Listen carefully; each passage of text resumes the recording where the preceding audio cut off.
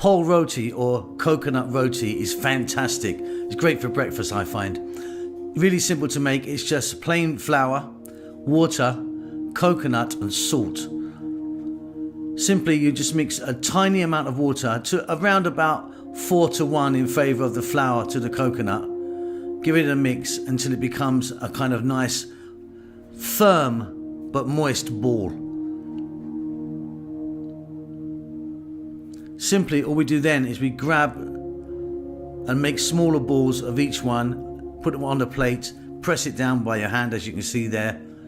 Make it as nice and thin. I think that thin is better. Some people like it a bit thicker. I like it thin. Really simply, we just put them onto a dry skillet and go for like 3 or 4 minutes aside. So easy, so delicious.